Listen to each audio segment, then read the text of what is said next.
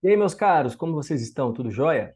Eu já vou aproveitar para a gente atualizar também essa aula que eu vou colocar aqui na sua tela e na minha, que é a parte 3 da aula de intervenção do Estado na propriedade. Nós falávamos em uma primeira aula, já mais, né, que eu não precisei atualizar, uma aula de conceitos introdutórios e das modalidades de intervenção do Estado na propriedade. Na segunda aula, a gente começou a falar da desapropriação e agora, neste terceiro encontro, a gente vai fechar a desapropriação e os outros institutos correlatos importantes para a prova. Ponto 9. A gente continua daqui, então. A emissão provisória na posse, que eu citei en passant na aula passada, e agora eu quero destacar porque ela é muito relevante. Daqui a pouco eu trago até uma questãozinha aqui, ó, sobre ela. O artigo 15 do Decreto-Lei 3365 permite a emissão provisória na posse pelo expropriante, desde que respeite três requisitos. Primeiro, o expropriante tem que alegar urgência. Ele vai ter que falar, ó, eu declaro o imóvel de interesse social, de utilidade pública para fins de desapropriação e declaro também a urgência em proceder à desapropriação. E aí, alegando a urgência, ele tem o primeiro requisito para já se emitir provisoriamente na posse enquanto a ação de desapropriação tramita. Geralmente, é no próprio decreto expropriatório que já se alega a urgência, mas já caiu em prova.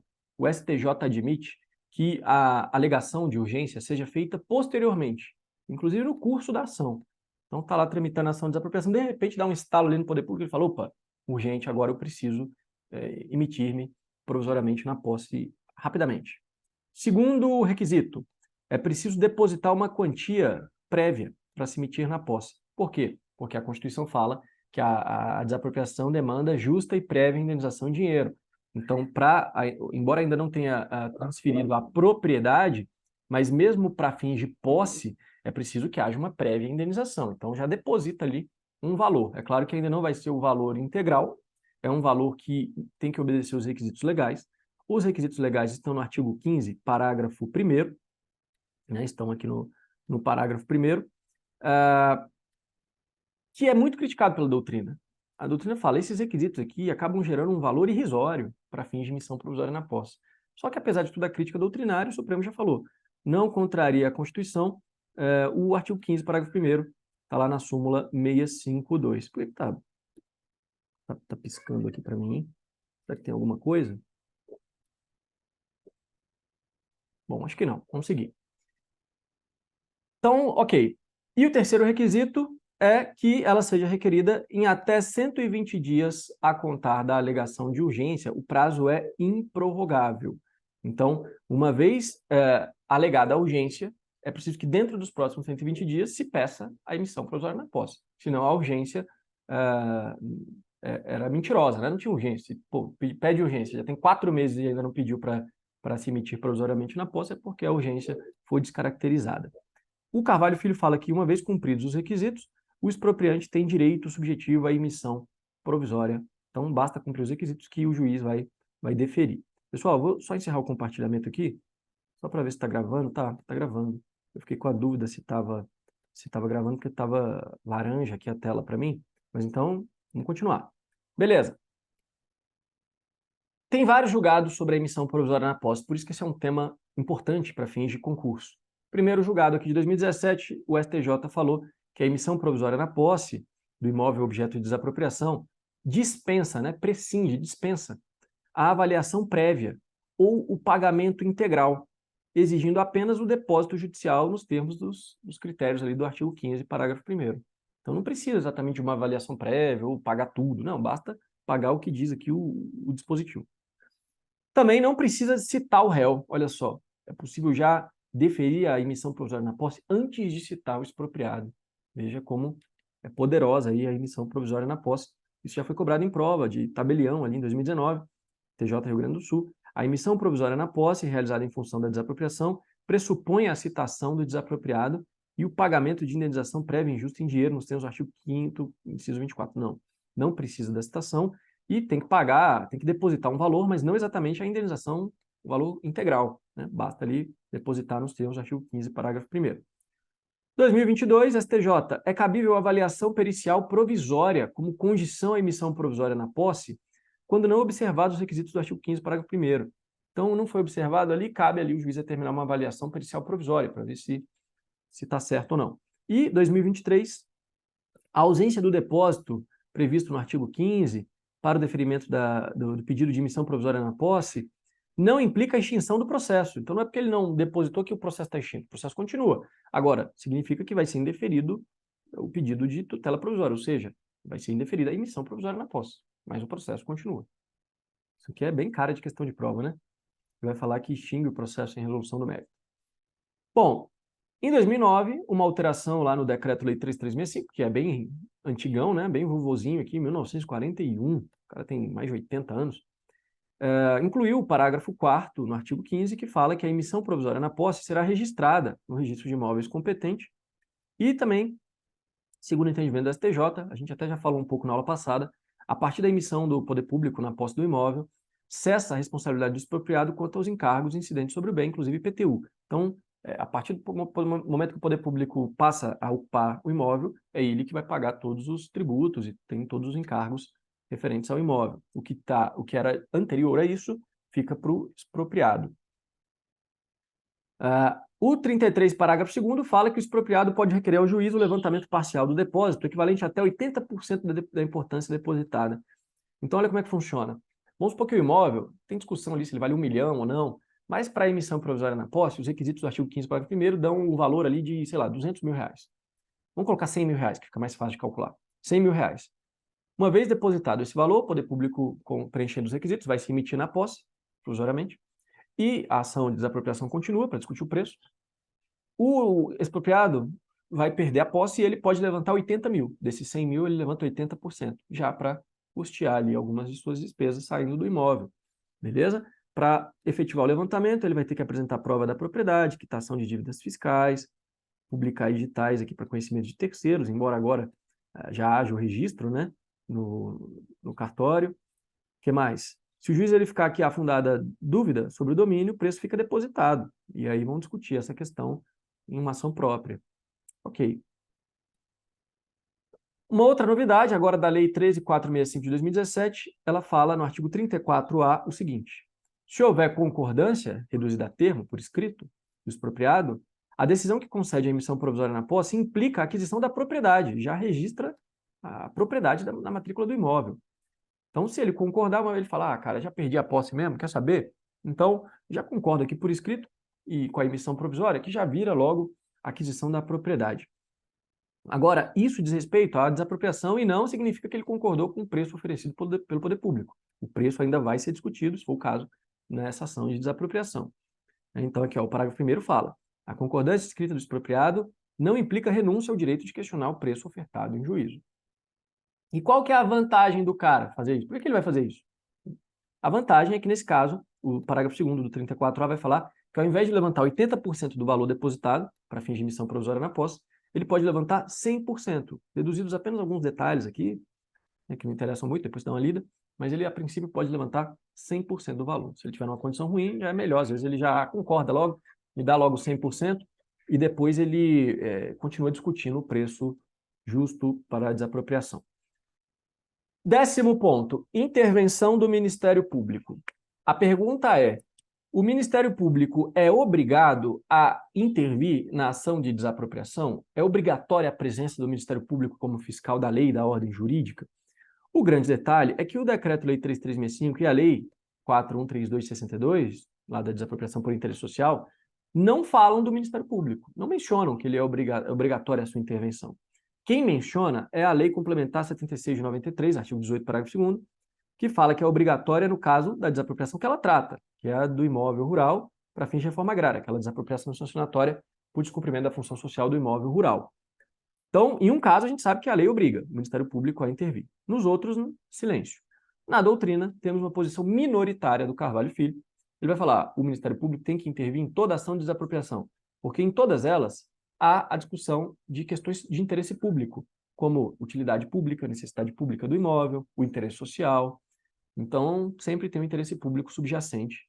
Agora, a maioria da doutrina vai falar: não, embora tenha a questão de interesse público, mas o principal é o interesse patrimonial. O que se discute na ação de desapropriação é quanto que vai pagar de indenização. É isso? A ação em si é discutir isso. Até pode ter interesse público antes, no ato declaratório e tal, mas na ação não, é questão indenizatória, interesse privado. Então, o Ministério Público, em regra, não precisa intervir, a não ser em casos excepcionais, que tenham outras circunstâncias, como, por exemplo, uma demanda que tem envolvimento ali de questão ambiental, né? Aí tudo bem. E essa parece ser a corrente que o STJ adota, não está fechado isso, mas tem esse julgado aqui de 2014, da segunda turma do STJ, que falou o seguinte: é desnecessária a atuação do parquê, porque o inciso 3 do 82 e também o 18, parágrafo 2º da Lei Complementar 76, não lhe atribuem competência para atuar em todas as demandas expropriatórias, mas apenas naquela que trata de litígios coletivos pela posse de terra rural e a desapropriação direta de imóvel rural para fins de reforma agrária. Então, tirando a exigência legal, as outras não exigem, a princípio o MP não participa. Essa é a melhor posição para provas, mas não é fechada, tá? Tem discussão. O ponto talvez mais importante dessa terceira parte aqui da aula, que a gente vai gastar mais tempo, depois o resto é mais rápido, é a questão da indenização. Então, o que se discute é o que integra a indenização prévia, justa e em dinheiro. Lembrando que essa indenização em dinheiro é a regra, está lá no artigo 5º, inciso 24, dentro dos direitos e garantias fundamentais. Só que a própria Constituição prevê exceções. Então, a gente já estudou na aula passada que existe um caso de indenização não em dinheiro, mas em títulos da dívida pública, que é a desapropriação sancionatória por descumprimento da função da propriedade urbana. Também em títulos da dívida agrária, quando descumpre a função social da propriedade rural. Lembrando que, nesse caso, as benfeitorias úteis e necessárias, sim, vão ser indenizadas em dinheiro. E ainda tem o caso da desapropriação confiscatória, que não tem indenização, que é aquela do 243, daquela penalidade, aquele confisco autorizado constitucionalmente. Lembrando, novamente, o decreto-lei ele fixa a necessidade de perícia, né? O STJ fala, a prova pericial para fixar o preço só se dispensa se houver expressa concordância do expropriado com o valor da oferta inicial. Então, havendo discordância, fixa-se, é necessária a perícia, embora o juiz não fique 100% vinculado. E o valor da indenização é contemporâneo à data da avaliação do perito. Então, é claro que o juiz é que decide, né? Mas se for utilizada a perícia, é a data da avaliação, depois corrige esse valor. E uma pergunta interessante, seria uma boa pergunta de uma prova oral. Candidato, se houver uma divergência entre a área registrada do imóvel e a área real, então está registrado 300 metros quadrados, mas a área real é de 350, qual que é o valor que tem que ser indenizado? E aí é tranquila a resposta, doutrina, jurisprudência, aqui não tem dúvida. O que tem que ser indenizado é o valor registrado. Senão, é capaz de o poder público indenizar quem não é proprietário, porque está registrado 300 e não 350. E o STJ tem a seguinte tese aqui. Se em procedimento de desapropriação constatasse que a área medida do bem é maior do que a escriturada, o expropriado receberá a indenização correspondente à área escriturada, registrada. E a diferença fica depositada em juízo até que posteriormente se complemente o registro ou defina a titularidade a quem de direito. Então, o poder público paga o que está registrado e o resto ele deixa depositado em juízo, deixa consignado ali. Outro detalhe, o STJ entende que a indenização pela cobertura vegetal, de forma destacada ou separada da terra nua, é condicionada à efetiva comprovação da exploração lícita dos recursos vegetais. Então, só vai indenizar a cobertura vegetal se comprovar que está explorando economicamente, de forma lícita, esses recursos. Tem até a tese aqui, ó. A indenização referente à cobertura vegetal deve ser calculada em separado do valor da terra nua, quando comprovada a exploração dos recursos vegetais de forma lícita e anterior ao processo interventivo na propriedade. Então, anote aí no seu material para ficar mais completo. Agora, o grande ponto. O que tem que ser incluído na indenização? Ela paga o quê? Então, vamos lá. São vários pontos. Primeiro, o valor do bem, com as benfeitorias já existentes até aquele ato demarcatório, né? E, posteriormente, a declaração da utilidade pública ou interesse social do bem, benfeitorias necessárias e as úteis só quando autorizadas pelo poder público. Lembrando que a súmula 23 do STF fala que construções feitas posteriormente, ainda que com a licença concedida pelo município, não são incluídas no valor da indenização. Além do valor do bem e das benfeitorias já existentes, além das necessárias posteriores e se autorizadas pelo poder público as úteis, também lucros cessantes e danos emergentes. Então, não apenas os danos emergentes, mas também os lucros cessantes têm que ser indenizados. E aí vão ser fixados pelo juiz. Também as custas e as despesas judiciais entram aqui no montante da indenização. O poder público já inclui custas e despesas judiciais. Os honorários advocatícios, e aqui tem aquele detalhe da ADI 2332, lá de 2018, que é uma ADI que foi muito cobrada em prova, e continua sendo muito importante, ela Supremo fixou 4 teses importantes, daqui a pouco a gente chega lá, mas a lei, ela diz no artigo 27, parágrafo 1º, que os honorários advocatícios na ação de desapropriação serão fixados entre 0,5% e 5% do valor da diferença entre o preço oferecido e o fixado na sentença. Então, o Poder Público ofereceu 500 mil, mas foi fixado 1 milhão. Então, a diferença é de 500 mil. Essa diferença, entre 0,5% e 5% desses 500 mil, serão calculados aí o valor dos honorários advocatícios. A lei, além de colocar o percentual mínimo e máximo, ela trazia um limite nominal. Ela falava, ó, 151 mil reais é o máximo possível. Só que esse limite nominal foi declarado inconstitucional pelo Supremo. Então o Supremo falou, ó, é constitucional fixar entre 0,5% e 5% do valor da diferença, mas um limite nominal é inconstitucional. Também vão ser incluídas as despesas com desmonte e transporte de mecanismos instalados e em funcionamento, embora o juiz tenha que arbitrar em uma quantia módica, então não vai ser uma quantia real, mas também entra aí, artigo 25, parágrafo único.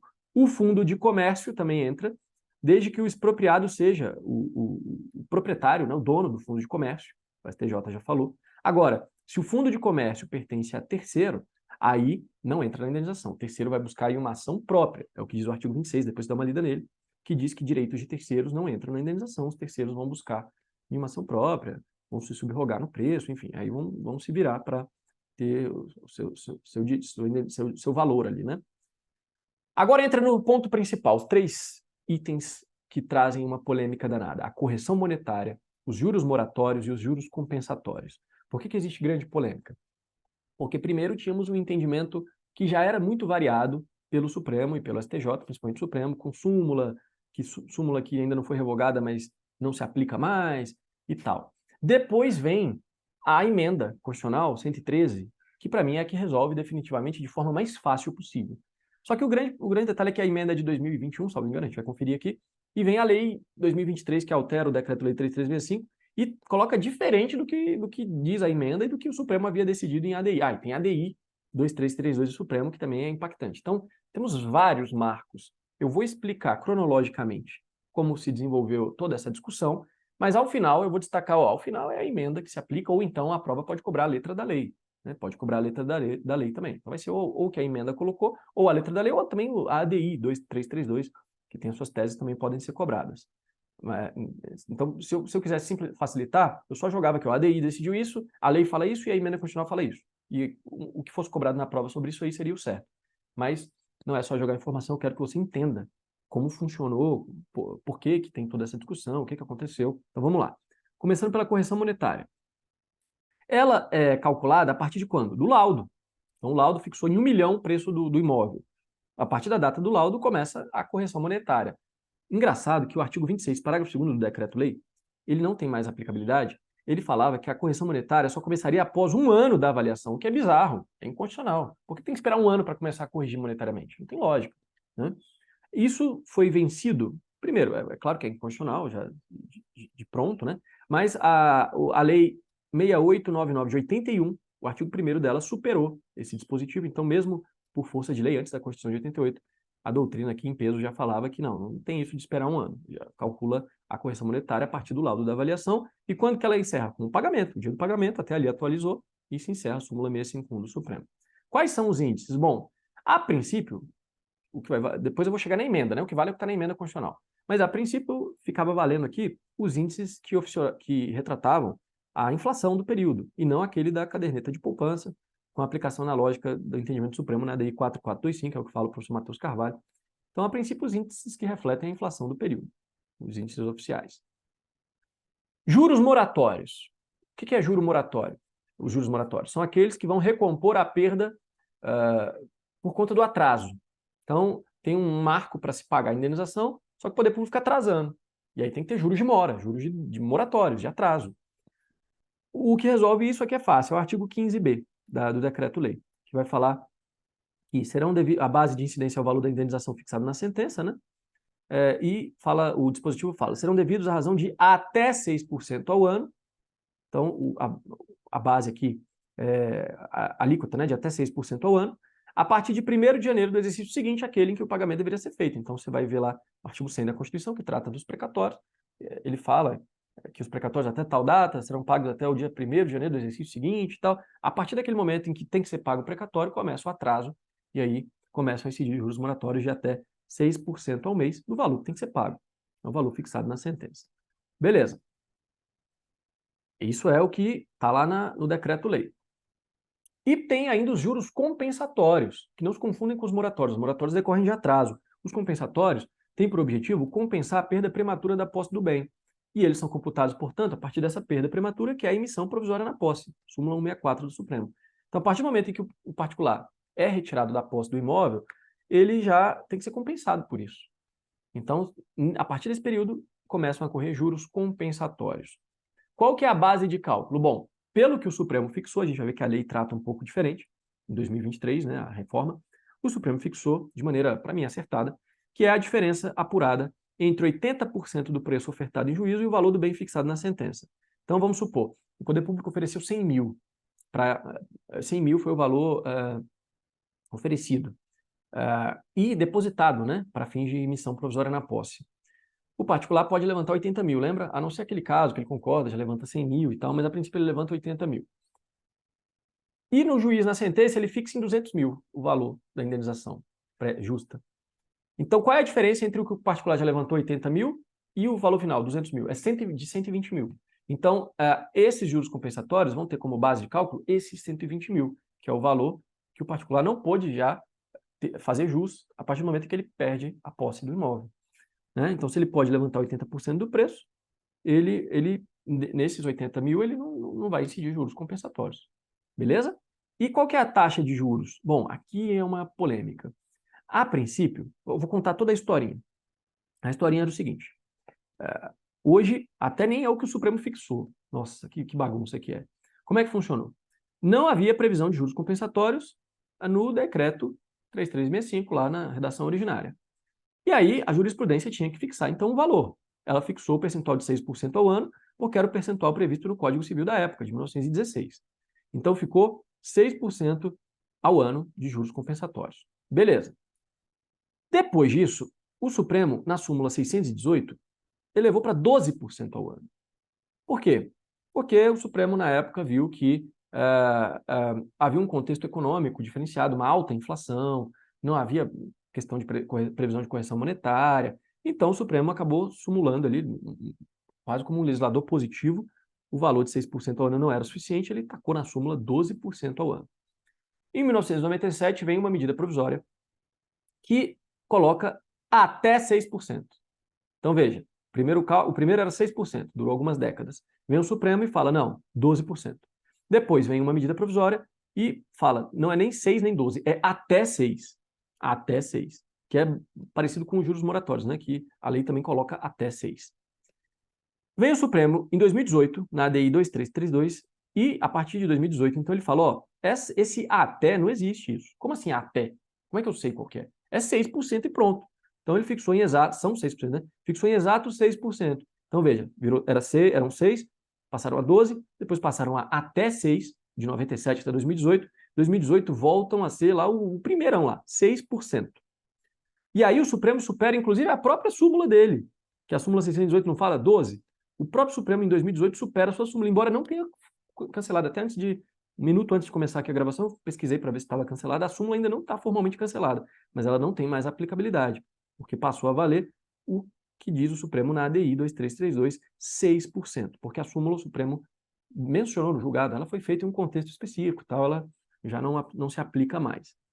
Então, a princípio, 6% ao ano. Inclusive, o STJ havia editado também uma súmula, 408, que já está cancelada, foi cancelada há uns poucos anos. A súmula dizia, nas ações de desapropriação, os juros incidentes após a medida provisória em 97 seriam de 6% até 2001, a partir de então 12%, porque passa a valer a súmula 618, e depois aí deveria atualizar a súmula, eu até coloco no meu livro, a súmula tinha que ser atualizada para, a partir de 2018, com a DI 2332, não ser mais 12%, voltar a ser 6%.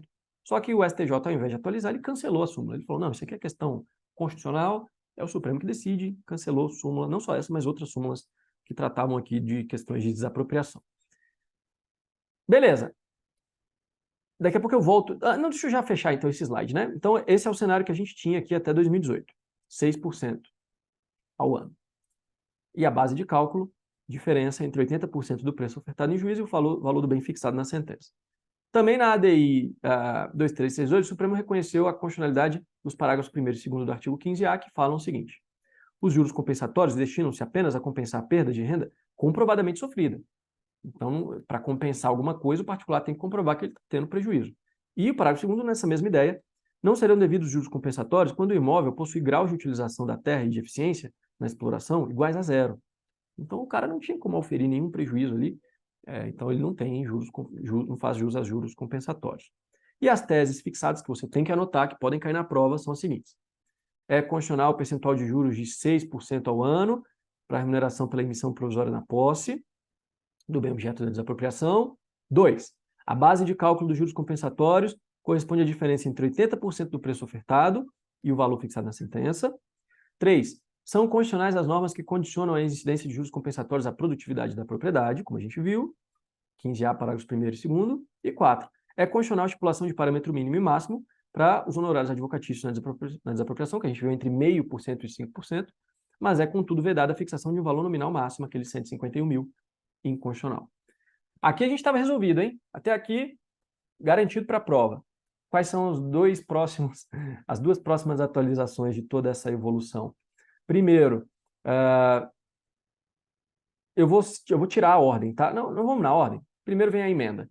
A emenda 113 de 2021, ela não, nesse ponto, ela não colocou um dispositivo na própria Constituição. Ela mudou a Constituição, mas aqui é o artigo 3º da emenda, que fala: nas discussões e condenações que envolvam a fazenda pública, independentemente da sua natureza, então pode ser inclusive questão de desapropriação, para fins de correção monetária, remuneração de capital, juros compensatórios, e compensação da mora, juros moratórios, inclusive do precatório, que é o que vai valer aqui também para indenização como regra, para fins de desapropriação, embora tenha um julgado recente que vai mexer um pouco nisso, do Supremo, haverá a incidência uma única vez até o efetivo pagamento da Selic, acumulado mensalmente.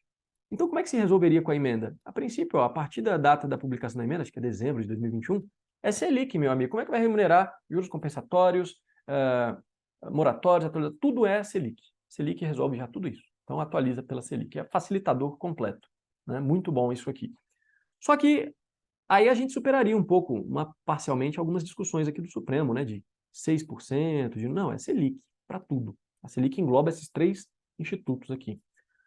Só que aí, para ficar mais dificultoso ainda, a Lei 14.620 de 2023, ela altera o decreto-lei e passa a prever cálculos diferentes do que diz. Ela não fala da Selic, da Constituição, então até vai ter discussão. E aí, é compatível com o artigo 3º da emenda 113? Não é inconstitucional? Tem toda uma discussão, mas a princípio a prova pode cobrar a letra da lei, enquanto ela estiver válida, né, enquanto não tiver sido declarada inconstitucional pelo Supremo. E o artigo 15A, agora com a nova redação, ele fala o seguinte: no caso da emissão provisória na posse, na desapropriação por necessidade, utilidade pública ou interesse social, perdão, na hipótese de haver divergência entre o preço ofertado em juízo e o valor fixado na sentença, poderão incidir juros compensatórios de voltou até, que o Supremo já tinha declarado inconstitucional em 2018, hein? Até 6% ao ano, sobre o valor da diferença eventualmente apurada. E ele fala da diferença, entre o preço ofertado e o valor do bem fixado. Não fala mais em 80% do preço, agora é do preço ofertado. Contado da data da emissão na posse, e é vedada a aplicação de juros compostos, hein? Anote aí. O parágrafo 1º fala que os juros compensatórios destinam-se a compensar danos correspondentes a lucros cessantes, não incidindo nas indenizações relativas às desapropriações que tiverem como pressuposto o descumprimento da função social da propriedade, tanto aqui a urbana quanto a rural. Então, anote que isso aqui pode cair na prova. Então, não incide juros compensatórios quando for a desapropriação sancionatória. Parágrafo 2º. Disposto no caput, aplica-se também às ações ordinárias de indenização por apossamento administrativo, a desapropriação indireta, e outras aqui, que vai ler em casa. E nas ações do parágrafo 2º, o poder público não será onerado por juros compensatórios relativos a período anterior à aquisição da propriedade ou da posse. Beleza. Tranquilo, isso aqui também vai na esteira do que o Supremo já tinha falado. Resumindo, professor, o que a prova pode cobrar? Bom, na minha opinião, a prova pode cobrar a letra da lei, tanto o 15A, que fala aqui dos juros compensatórios, quanto o 15B, que a gente viu aqui, ó, que fala dos juros moratórios. Então, esse é uma primeira cobrança, além da atualização monetária, né, que também, a partir do laudo até o pagamento, beleza? Índices oficiais do período. Segunda questão que a prova pode cobrar, ela pode cobrar o julgamento da ADI 2332, que de algum modo é parcialmente superado em alguns pontos pela lei de 2023, mas se falar na esteira do entendimento supremo, aí são as teses aqui que podem ser cobradas. E o terceiro ponto ela pode cobrar, que para mim é o que prevalece sobre qualquer posição do Supremo ou lei, que é a emenda 113 de 2021. Então, se ela falar que para todos esses três institutos haverá atualização pela Selic, a partir de dezembro de 2021, beleza, está correto também. Então, anote as três possibilidades de cobrança. Continuando, para fechar a indenização, o 32, ali nos parágrafos, vai falar que da indenização são deduzidos os valores das dívidas fiscais, quando já inscritas e ajuizadas, e multas decorrentes de inadimplemento e de obrigações fiscais. O 31 vai falar que ficam subrogadas no preço os ônus ou direitos que recaem sobre o bem. Então, tem que pagar 1 milhão. Mas, espera, tem terceiros ali que têm direitos que se subrogam no preço, então eles recebem um pouco, e o que sobrar vai para o expropriado. E um ponto aqui que é bem interessante por conta de um julgado recente do Supremo. A doutrina já falava, olha, em regra, o que acontece são duas parcelas indenizatórias. A primeira é o depósito judicial, quando há emissão provisória na posse. Como é que se paga isso ao expropriado? Mediante alvará. Então, alvará de levantamento ali na hora, pum, depositou 80 mil, toma aí, já levanta. A segunda é o valor que é fixado na sentença. Geralmente o poder público oferece um preço baixo e o juiz fixa um preço maior. Então tem 500 mil que tem que pagar aí a mais, né, do que foi ofertado para o particular. Isso aí vai para precatório. Vai para precatório, artigo 100 da Constituição. Então são duas parcelas. Geralmente, se tiver emissão provisória na posse, é alvará, mas o valor mesmo grande, o grosso, é precatório. Só que aí tem esse julgado do Supremo de 2023, no final ali, RE 922144, que vai cair muito na prova, em provas, que fala: no caso de necessidade da complementação da indenização, ao final, né, quando já houve um depósito prévio ali da emissão, deverá o pagamento ser feito mediante depósito judicial direto se o poder público não estiver em dia com os precatórios. Então, a regra é precatória. Mas se o poder público não está em dia com os precatórios, ele toma essa sanção aqui, que vai ter que pagar via depósito judicial direto. O direito de propriedade não pode ficar à mercê de atraso de precatório. Então, foi uma tese aqui muito boa, fixada pelo Supremo. Então, se o ente federativo expropriante estiver em mora com a quitação dos precatórios, o pagamento da diferença não vai ser feito em precatório, mas por depósito judicial e vai ser levantado via alvará. Olha que maravilha. Destino dos bens, o principal a gente já falou, então agora vamos fechar a ritmo tranquilo agora, já como se fosse uma partida de futebol, a goleada já está estabelecida, já está 3-0, final do segundo tempo ali, vamos levar na manha até o final da aula, temas não tão importantes agora, embora tenha a desapropriação indireta, né, que é legal também a gente falar. Destino dos bens desapropriados, ponto 12 do seu material. Bom, em regra, o bem vai ser integrado ao ente político que efetivou a desapropriação. Então, a União desapropriou, fica bem público federal agora da União. Ou das delegatárias, quem promove. Foi o consórcio público autorizou ali um dos consorciados, ele que vai ter o bem agora em seu patrimônio. O concessionário vai para a concessionária, enfim. Essa é a integração definitiva. Ocorre quando o bem é destinado a quem promoveu a desapropriação. Mas também existe a chamada integração provisória, que se dá quando o bem fica um tempo ali com o ente expropriante, mas o destino dele é ir para terceiros. Então, ele vai ser repassado a um futuro proprietário. Quando que ocorre essa integração provisória? A de Pietro traz alguns exemplos aqui para a gente.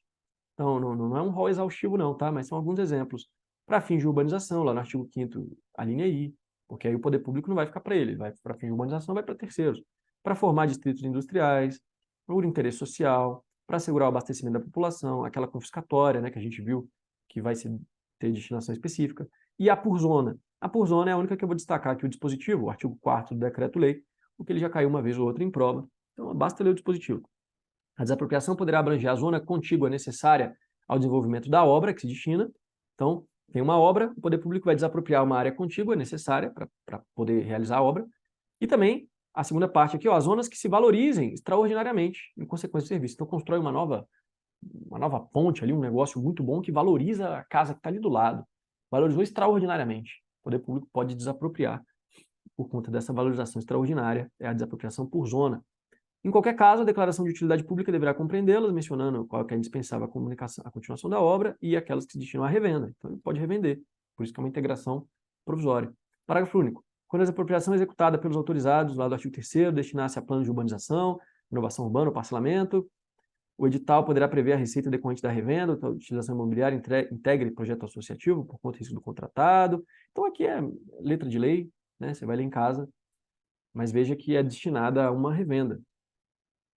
Outro detalhe, em 2021, tivemos uma alteração no decreto-lei que incluiu aqui um parágrafo 4º no artigo 5º e outros parágrafos. Então, como é uma alteração relativamente recente, eu vou jogar aqui na tela só para chamar a sua atenção, mas eu vou ler bem rapidamente. Os bens desapropriados para fins de utilidade pública e os direitos decorrentes da emissão da posse poderão ser alienados a terceiros, mais uma integração que pode ser provisória. Locados, cedidos, arrendados, blá, blá, blá, blá, blá, blá, e transferidos como integração de fundos de investimento ou sociedades de propósito específico. Parágrafo 5º. Aplica-se o que a gente leu agora nos casos de desapropriação para fins de execução de planos de urbanização, renovação urbana, desde que assegurada a destinação no referido dispositivo. E parágrafo 6º. Comprovada a inviabilidade ou a perda objetiva do interesse público em manter o bem, o expropriante deverá adotar uma das seguintes medidas: destinar a área para outra finalidade pública, alienar o bem ao interessado, assegurado o direito de preferência à pessoa física ou jurídica desapropriada. Isso aqui é importante porque confirma o direito de preferência do Código Civil lá da retrocessão, que a gente vai ver no ponto 15, se não me engano, daqui a pouquinho.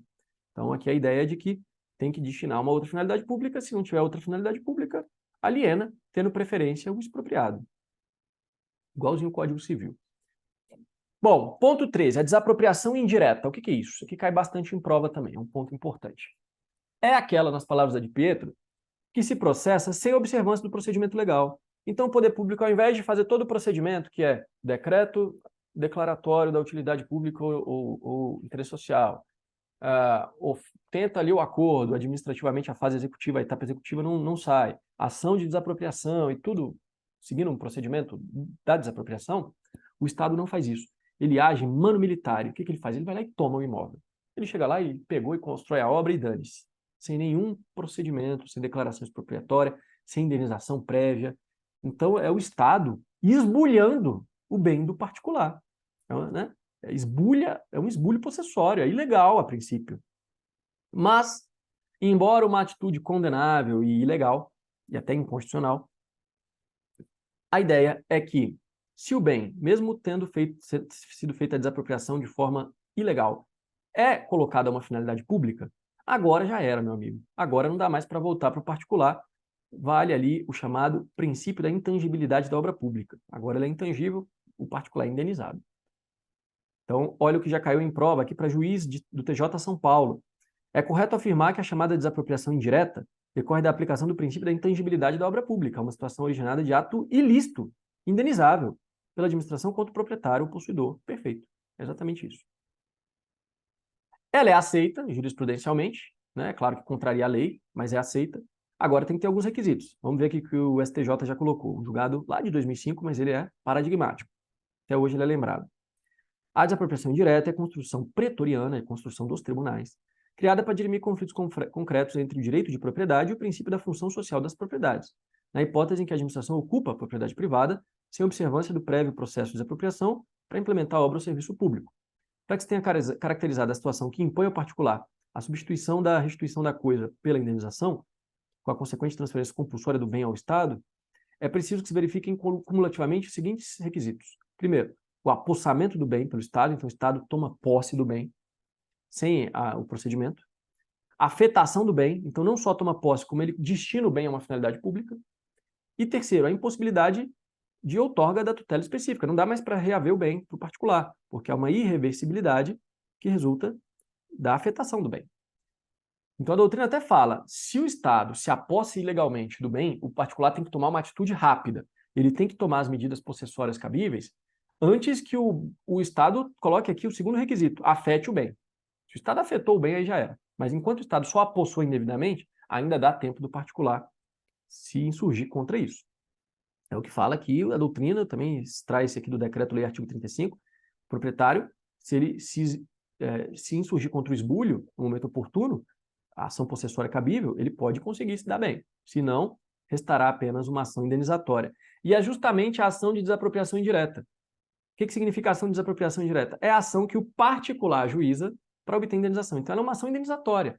Olha como ela é bem diferente da ação de desapropriação propriamente dita. A ação de desapropriação, quem é o autor da ação? É o poder público, que vai discutir ali o preço, né?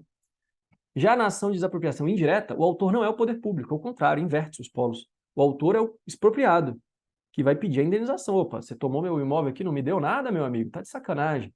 E aí vai discutir a indenização. Então, o nome correto não é ação de desapropriação indireta. né? Porque a desapropriação em si já ocorreu. É uma ação indenizatória, mas o nome pegou, os tribunais mantêm esse nome. Qual que é a composição da indenização? O mesmo que a gente já estudou lá para desapropriação, tudo aquilo. Lucros cessantes, né, juros compensatórios, atualização monetária, tudo aquilo. Tem a súmula 69 do STJ, na desapropriação direta, os juros compensatórios são devidos desde a emissão na posse, e na indireta, da ocupação do imóvel, então de quando perde a propriedade. Inclusive, tema de prova aqui para juiz substituto, reproduziu a súmula, né? Os juros compensatórios são devidos na desapropriação direta, da emissão antecipada na posse, e na indireta, da efetiva ocupação do imóvel. Perfeito. Veja como o objetivo da aula não é só jogar súmula, jogar entendimento, senão você se confunde todo. Quem só decora, se o cara inverte aqui alguma coisa da súmula, então você erra. Agora, quem entendeu como é que funciona, você raciocina e, ainda que mudem, sejam mudadas as palavras, por sinônimos, você vai acertar a questão. É uma ação que, na verdade, é uma ação pessoal, porque é uma ação indenizatória. Mas, é o que o Carvalho Filho fala e com razão, mas os tribunais superiores acabam entendendo que ela tem natureza real, porque, embora seja indenizatória, está ligada ali à perda da propriedade e tal. Então, acabam conferindo uma natureza real, e como tem natureza real, qual é o foro da ação de desapropriação indireta? O do local do bem, do local do imóvel. A legitimidade é do expropriado e o réu é a pessoa jurídica que esbulhou, né? O STJ já autorizou o promissário comprador e também o titular de posse como autor da ação. Agora, só quem pode desapropriar indiretamente, segundo a doutrina, é a pessoa jurídica de direito público, tá? Aquelas pessoas privadas com autorização legal, contratual, não têm poder de fazer isso. Isso é uma prerrogativa, embora seja um esbulho, né? Mas aí só se permite para pessoas públicas. Qual que é o prazo prescricional para essa ação de desapropriação indireta, para essa indenização? Bom, aqui tem também uma historinha. Como não havia um prazo específico, lá no Código Civil de 1916, o prazo maior que tinha lá de preclusão era de 20 anos. Então, houve uma súmula do STJ, a súmula 119, que falou 20 anos. Então, as situações da época do Código de 16 era de 20 anos, o prazo prescricional. Com o novo Código, o STJ começou a construir que seria de 10 anos. Por quê? Porque como não tem um prazo específico, aplica-se lá da uso capião, né, lá do 1238, que no caput dá 15 anos, mas o parágrafo único do 1238 fala que se são construídas obras públicas, se tem uma finalidade pública, cai para 10 anos. Então, o prazo de 10 anos, porque a desapropriação indireta pressupõe a afetação do bem a uma finalidade pública, né? Então, 10 anos, e aí mais recentemente fixou a primeira sessão da STJ nesse sentido. O prazo prescricional para a desapropriação indireta, quando o poder público realizou obras ou atribuiu natureza de utilidade pública ou interesse social, é de 10 anos, né, conforme o parágrafo único do 1238. Pergunta, isso seria uma prova oral. Candidato, por que não se aplica o artigo 10 do Decreto-Lei 3365, que é uma lei mais específica do que o Código Civil, que fala que há um prazo de 5 anos para a prescrição, que é o prazo que se aplica para outros casos, lá para servidão administrativa, né, para limitação e tal, para outras hipóteses de intervenção do Estado na propriedade. Por quê? Primeiro, porque esse prazo de 5 anos, segundo a doutrina, ele é aplicável para hipóteses de intervenção restritiva na propriedade. A desapropriação indireta é uma intervenção supressiva, em que se toma a propriedade, se perde a propriedade. Então, não pode se encaixar nas mesmas hipóteses lá de intervenção restritiva.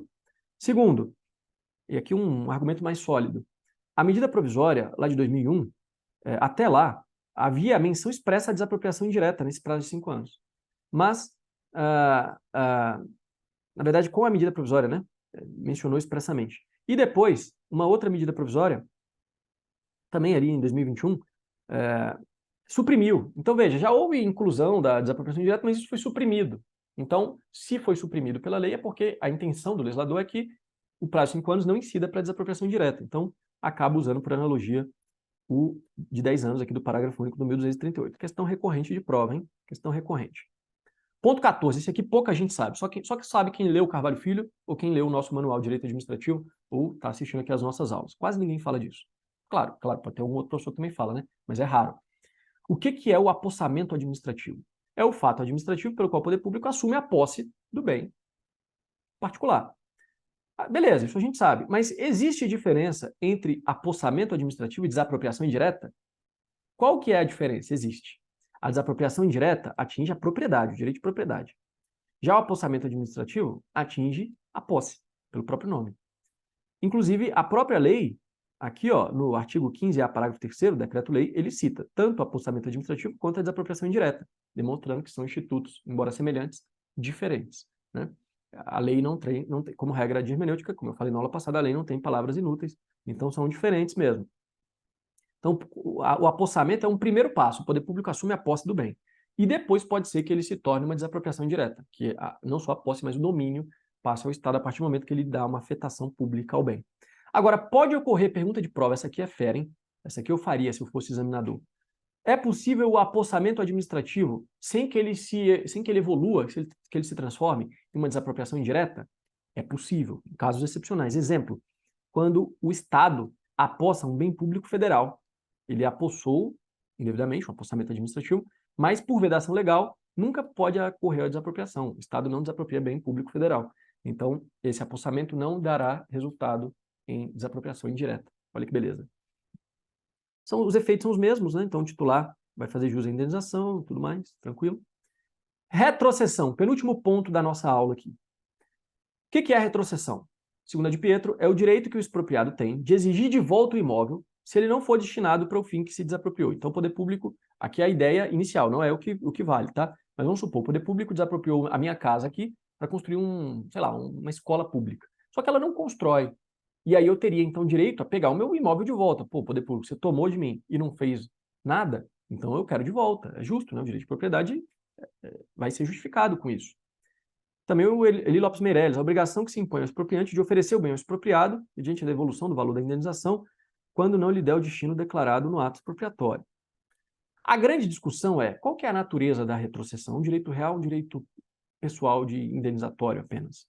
O Código Civil, lá no 519, ele fala: se a coisa expropriada para fins de necessidade ou utilidade pública ou interesse social não tiver o destino para que se desapropriou, ou não for utilizada em outro destino público, isso é importante, é a chamada predestinação lícita, que a gente vai ver, caberá ao expropriado o direito de preferência pelo preço atual da coisa. Então, veja, pelo Código Civil, é um mero direito de preferência. Eu não posso exigir o imóvel de volta. O que eu posso exigir é, o poder público vendendo esse bem, eu tenho preferência. Eu tenho preferência pelo preço atual. Veja que, pelo Código Civil, e é o entendimento corrente também, tranquilo na doutrina e na jurisprudência, não basta que o imóvel não tenha sido utilizado no meu exemplo aqui, o meu imóvel não construiu a escola pública.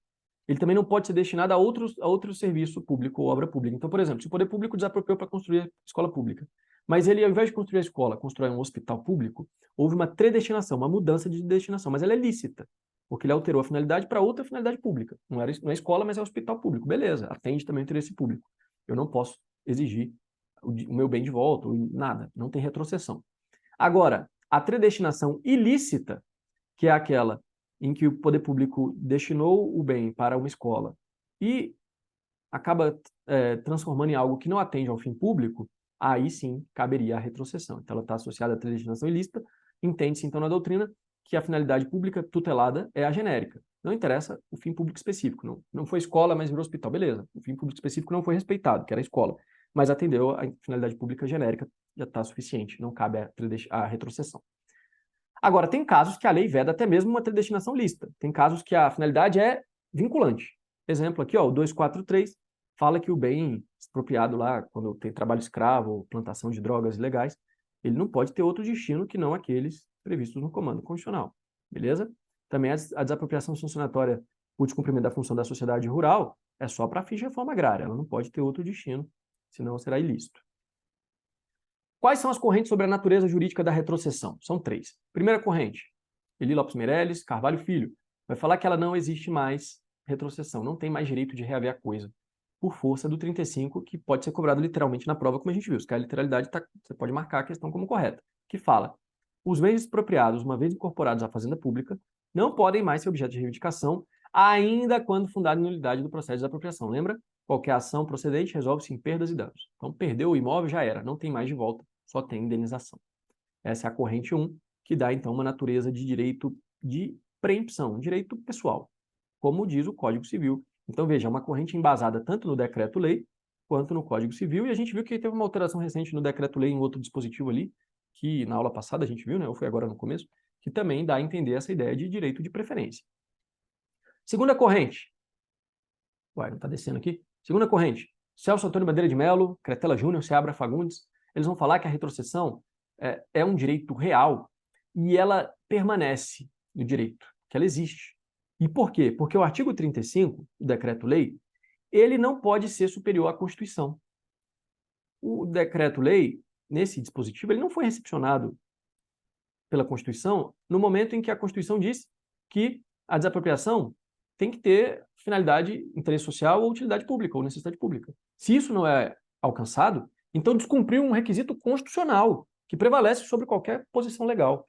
Então, se não foi cumprido o comando constitucional, artigo 5º, inciso 24 ali, quer dizer que o direito de propriedade do particular prevalece, ele pode pedir o imóvel de volta. Eu acho essa corrente mais adequada em uma visão constitucionalista do direito administrativo. Então, uma vez não atingido o fim pelo poder público, o bem volta para o patrimônio do ex-expropriado, que, claro, devolve o direito da indenização.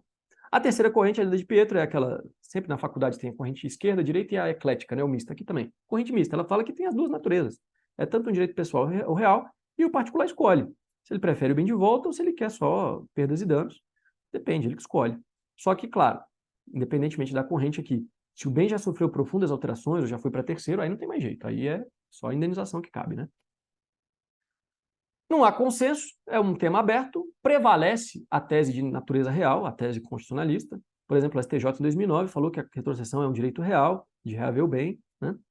Também já tinha aqui um julgado de 2005, com menção explícita ao Celso Antônio Madeira de Mello. O STF tem um julgado lá dos anos 83, em que ele falou que era um mero direito pessoal, mas depois a última posição do Supremo, que é anterior à Constituição de 88, que é de 86, falou que é real. Então a última posição do Supremo e as últimas do STJ valem aqui na segunda corrente, natureza real. Existe sim um direito de retrocessão. Se fosse um direito de natureza pessoal, o prazo prescricional seria quinquenal, lá do decreto 200/910. Mas como prevalece que a natureza é real, então o prazo máximo do Código Civil de 10 anos é o que o STJ já colocou, prazo de 10 anos, aqui nesse julgado de 2005, né? E o Supremo também, lá aquele de 86, ele falou, retrocessão, o prazo de 10 anos do Código Civil, e não o quinquenal. Julgado de 86, se bem que não era o Código Civil atual, né? Será que era um artigo do Código Civil antigo? Enfim, mas é o prazo decenal. Dois temas aqui doutrinários. A destinação é quando o poder público não dá um destino ao bem. Então ele declarou que era para construir a escola, mas está parado ali, não construiu nada. Bom, o Carvalho Filho fala que como não tem um prazo legal para que ele tome alguma atitude, só se o particular demonstrar inequivocamente que o poder público não vai mais fazer nada, que ele desistiu de dar finalidade ao bem, é que caberia a retrocessão. Então, a mera omissão, a princípio, não configura a destinação, né? Ou predestinação, aqui no caso a destinação. Então, o mero decurso de prazo, não. Tem que comprovar uma intenção inequívoca de não mais destinar a uma finalidade pública. É o que eu falo para o professor Rafael Oliveira. E a desdestinação, outro tema que pode cair na sua prova, é quando o poder público afeta o bem, mas ele suprime essa afetação. Então, o bem é desafetado. Ele fala, vai ser para construir uma escola, mas depois ele fala, não vai ser mais.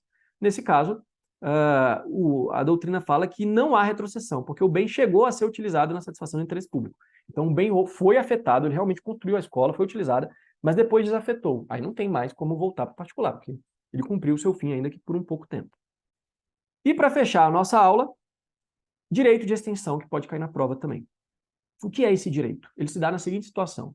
Eu tenho meu imóvel aqui, vamos supor que ele tem 100 metros quadrados. O poder público, ele quer desapropriar apenas 95 metros e quer deixar 5 metros para o poder público, para fim público só interessa 95. Então ele desapropria 95 e eu fico com 5. Mas o que vale ficar com 5 metros quadrados? Não vou construir nenhum banheiro direito, eu vou morar ali, não tem como. Então, eu vou pleitear o direito de extensão, eu vou pleitear que seja incluída a área remanescente que se torna inservível na indenização, porque ela não serve para mim de tão pequena que ela é, enfim. Então, o objetivo é transformar uma desapropriação parcial em total. Segundo Carvalho Filho, é o direito do expropriado de exigir que a desapropriação e a indenização alcancem a totalidade do bem, quando o remanescente resultar esvaziado do seu conteúdo econômico. Qual que é o fundamento? Doutrina do abuso do direito. Então, o abuso do direito é o que fundamenta o direito de extensão. Agora, existe um fundamento legal? Temos polêmica. O Carvalho Filho e o Eli Lopes Meirelles falam que sim, que o decreto federal lá de 1903, mais de um século, ele ainda estaria em vigor, porque o decreto-lei 3365, ele não fala nada do direito de extensão realmente, mas ele determina a revogação apenas das disposições em contrário. Então, ele não revogou aquele decreto lá de 1903. Só que aí, aqui é minha visão, tá? Pesquisando, eu vi que o decreto 903 o decreto lá de 1903, ele foi revogado mais recentemente por um decreto de 1991. Então não tem mais um fundamento legal. Agora, tendo ou não esse decreto antigo aí, o Carvalho Filho ele já traz a letra. Ele fala, ó, independentemente de decreto ou não, outras leis previram o direito de extensão, por exemplo, o Estatuto da Terra, e aqui o que interessa para a gente, a Lei Complementar 76, que fala da desapropriação sancionatória por descumprimento da função social da propriedade rural, aquela para fins de reforma agrária. Então, isso demonstra que o legislador nunca quis banir esse instituto. Ele não foi previsto aqui no Decreto-Lei 3365 por um esquecimento e tal, mas ele existe, ou com base na teoria do abuso do exercício do direito, ou expressamente na Lei Complementar 76. Aqui é para uma desapropriação específica, hein? Como já foi cobrado em prova? Vamos ver, defensor público, 2019. O proprietário de imóvel rural, para o qual tenha sido intentada a ação de desapropriação parcial, restando área remanescente reduzida à superfície inferior de pequena propriedade rural, tem direito de requerer na contestação que todo o imóvel seja desapropriado, salvo se a finalidade for reforma agrária. Mentira, não é salvo se for reforma agrária. Principalmente se for da reforma agrária, porque é a única que tem previsão expressa na lei. Né? Teria que ser aqui, inclusive, sobretudo, se a finalidade for de reforma agrária. Aí ficaria certo, mas está errado. Pessoal, com isso a gente encerra. Um prazer aí atualizar essa aula para vocês que adquiriram o nosso curso e fica o convite para adquirirem o nosso Manual de Direito Administrativo, atualizado agora recentemente, está em pré-venda, inclusive, nem tem o físico ainda, lá na editora de Plácido, tá? De Plácido, de Belo Horizonte. Um grande abraço para vocês e até a próxima.